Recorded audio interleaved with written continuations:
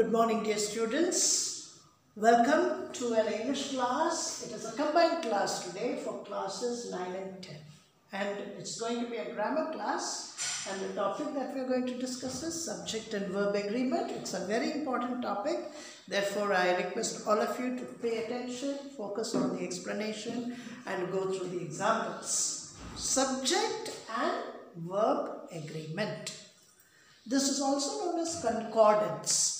Concordance means agreement, you can say in a way. What exactly is meant by subject and verb agreement? Well, all of you must have studied or you must have come across this word subject. The main part of a sentence is known as the subject. For example, if I say, Rajesh wrote 2 letters to his uncle, or he emailed 2 letters to his uncle. Rajesh emailed 2 letters to his uncle. So who is the subject in this? Who is doing something? Who is the most important part in the sentence? Or which is the most important part in the sentence? Rajesh. So subject is the main part of the sentence. And in every subject, in every sentence, you need to use a verb. Without the verb, the sentence most often may become incomplete. So if you take the example which I gave you just now, Rajesh emailed. Here emailed is a verb. Emailing, the action of emailing. So Rajesh emailed, that is the verb, 2 letters to his uncle. Or you can say the boy flew a kite. So which is the verb in this sentence? Flew. It is the past tense of fly. So the boy is the subject, flew is the verb. So the subject and verb. You have to pay attention to these 2 parts in a sentence. Now if I say the boy is sitting at his desk. The boy is sitting at his desk. Why did I use is? Because the subject of the sentence, that is the boy, is singular. So the boy is sitting. But when I say boys, that becomes plural. So the boys are sitting at their desks. So in the first sentence, the subject was singular. So I used a singular verb. In the second sentence, the subject was plural. Therefore, I used a plural verb. So you must know one thing for sure. That is, if the subject is singular, then the verb is also singular. In other words, we may say a singular subject takes a singular verb. So what is implied is a plural subject takes a plural verb. Keep this as the first rule, the basic rule. Most of the students, they forget this rule and that is why they make lots of mistakes. Why? They use a singular verb for a plural subject or vice versa. They use a plural verb for a singular subject. We shouldn't do that. Always go for the subject and see the number of the subject, whether it is in singular number or plural number. Then accordingly you must use the verb. So the basic rule is that, a singular subject takes a singular verb and a plural subject takes a plural verb. Now comes this rule. 2 singular subjects connected by and. And is a conjunction. So I put 2 subjects in a sentence. The teacher and the student are in the class. The teacher and the student are in the class. So who is the subject here? How many subjects are here? There are 2 subjects. Remember, one is the teacher and the other one is the student. So 2 subjects become a plural subject. You must remember this. 2 subjects become a plural subject. And 2 subjects, when they become plural, the verb is also plural. So a singular subject takes a singular verb, a plural subject takes a plural verb. And we connect both the subjects with a conjunction and. The teacher and the student are in the classroom. Or you may say the teachers and the student are in the classroom. So keep that in mind. When two singular subjects are connected, they become a plural subject and the verb obviously remains plural. Now you see the other rule, that is as well as. This is a connector. What is a connector? A connector is a word which connects two parts of a sentence. It might connect two subjects, two different parts of a sentence. Now look at this, as well as. This is a connector which has to be used with care. It has to be used with care. So how do you use it? You see, I will give you an example. The horse as well as the cow. Or you may say the cow as well as the horse eats grass. The cow as well as the horse eats grass. So here eats is a singular verb. But you see there are two subjects. One is the cow and the other one is the horse. But this is an exception. When you use two subjects with as well as the connector, that is a rule. So when two subjects are connected with as well as, the verb remains singular. Don't confuse this rule with the first one. In the first rule I said, if the subjects are plural, then obviously the verbs are also plural. But there is an exception to this rule. English is a language of exceptions. So obviously the cow as well as the horse, two singular subjects connected by as well as takes a singular subject. The teacher as well as the students.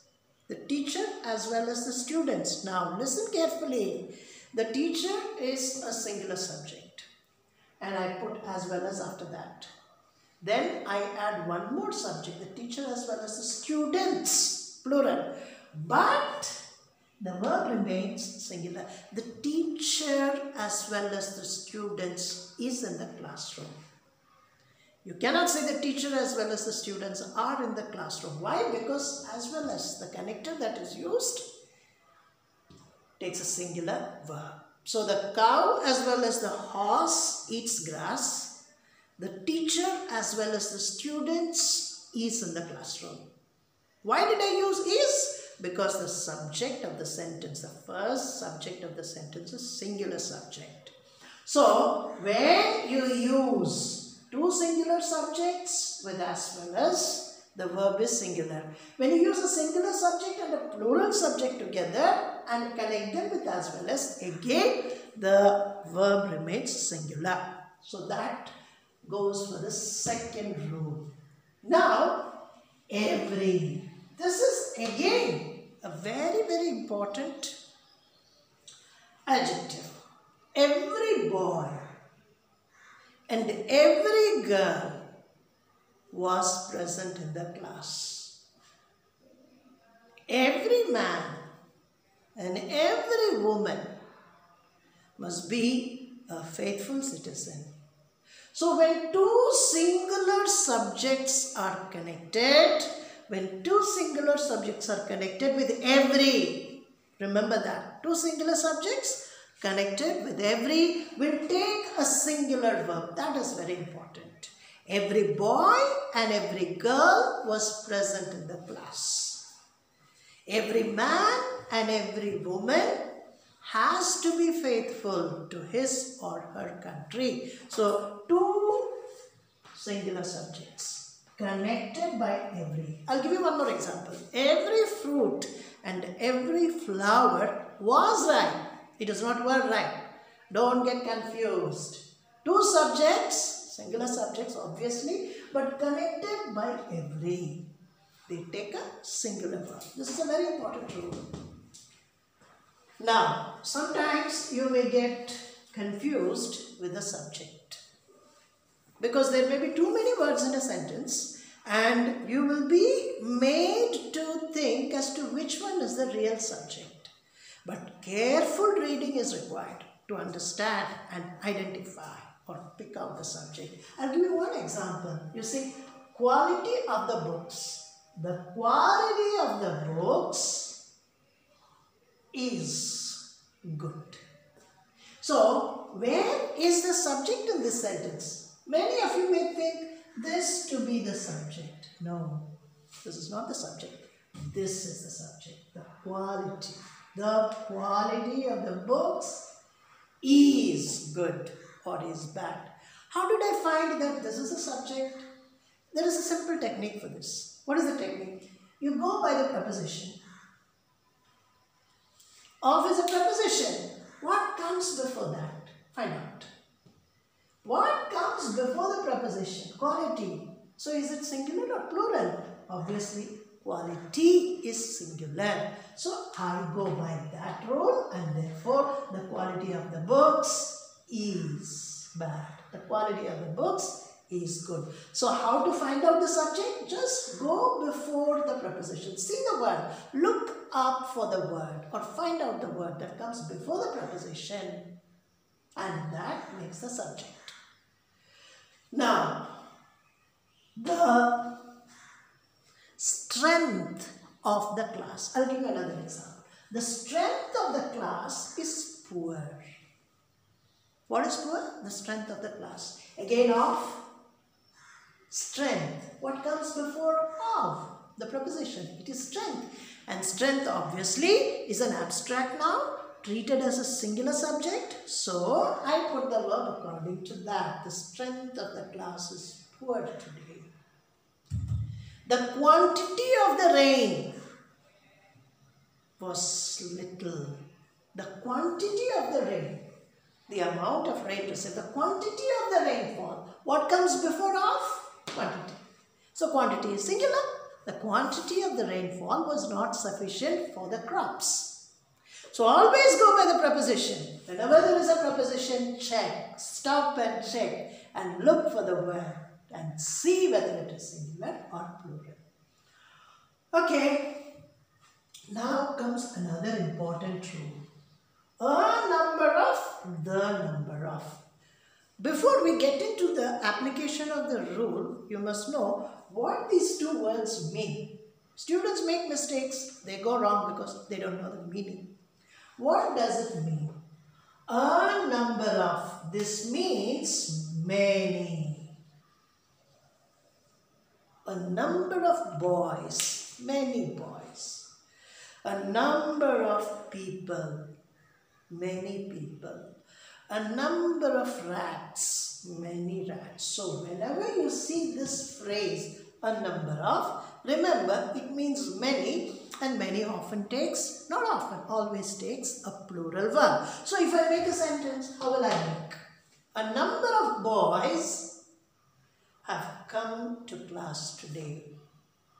A number of students have taken the examination. A number of participants have come to participate in the singing competition. A number of, many. So many will definitely take plural verb. A number of boys have come. Have is a plural verb. A number of singers have participated. Have is again plural. So a number of will take a plural verb. Remember that. The number of is just the opposite. It doesn't mean to say it is less. A number of means many, but the number of doesn't mean few. The number of means the exact amount. The number of boys who have come to class today is less. The number of participants who are present here today is less. So the number of will take a singular sentence. The number of accidents on the road, on Indian roads, is increasing day after day. The number of accidents on the road is increasing day after day. So the last verb, mind you, is always singular. The number of times that I have told you is many. So the number of takes a singular verb, a number of takes a plural verb. It is only by practice that we come to understand the rules better. This subject and verb agreement is a matter of practice. So the more you practice, the more exercises you do, the more sentences you work out with, the more the practice, the fewer the mistakes. Okay, coming to the next rule. Again, this rule is almost similar to this. You see, the boy with his parents has come to school or have come to school. There might be a confusion here. But you must always see, again, the preposition makes all the difference, you know, with. So what is with? With is a preposition. The boy with his parents has come to school today. I will not say the boy with his parents have come to school. That will be wrong English. Why? Go for the preposition and the word that comes before that. With is a preposition. See the word that comes before the preposition. The boy with his parents has come to school. Or the boy with his parents is standing outside the principal's office. Whatever the sentence may be, verb has to be singular. Why? I go by the preposition. The notorious dacoit, I'll give you another example. The notorious dacoit with his followers. Dacoit, you know, a thief, a burglar. With his followers, with his gang, was arrested. I repeat, the notorious dacoit with his followers was arrested. Not were arrested. You may say followers. That is a plural subject. Of course, it is a plural subject. But what comes before the preposition? That is a rule. That is what makes the difference. And that is what matters. So in such sentences, watch out or check out the preposition. Another important rule, two subjects denote one singular unit. For example, bread and butter. They always go together because that is English breakfast and the English people always take butter with bread. So bread and butter, they appear to be two different subjects, but they are not. Bread and butter. You see, in the beginning I told you when two singular subjects are connected with and, they take a plural subject. But here it is an exception. Why? Bread and butter is treated as one unit or one subject. So, is the verb to be used. Singular. Bread and butter is my food. Bread and butter is a cheap breakfast. Bread and butter is a common breakfast in England. So, is always. There are many words, they look like two, but in fact they are one. For example, the lock and key. You cannot have a lock without a key, and the key is useless without a lock. So they come in a single unit. They appear to be two objects, but in fact they are treated as a single unit. Therefore, the lock and key is on the table. It's not the lock and key are on the table. Another example, if you may want me to give you, is the cup and saucer. It is in a single unit. Cup goes with the saucer. The cup and saucer is on the table. The bag and baggage, that is a phrase, bag and baggage is there on the table or somewhere else. So certain words, horse and carriage. Carriage is useless without a horse, and a horse is useless if the carriage is not there. So the English people always counted them as a single unit. So the horse and carriage has come. It does not have come because it is taken as a single unit. So whenever we treat two different things as a single unit, the rule is that we apply a singular verb. Either or, neither nor. A very, very complicated and a tricky conjunction. It is a conjunction in pair. Either always comes with or, takes or, and neither always takes nor. This is used in a positive sense and this is used in a negative sense. So, either the boy or the teacher is absent. Listen carefully. Either the boy or the teacher is absent. So, boy is a singular subject. Teacher is also a singular subject. So, two singular subjects connected with either or. Remember the rule. Two singular subjects connected with or take a singular verb. Either the boy or the teacher is absent. Either the boy or the parent is absent. Either the dog or the cat has eaten the food. So two singular subjects with either or not. The same goes for neither. Neither the teacher nor the parent was present. Neither the boy nor the girl participated in the competition. So two singular subjects, remember, connected with either or neither nor, they take a singular subject. But when one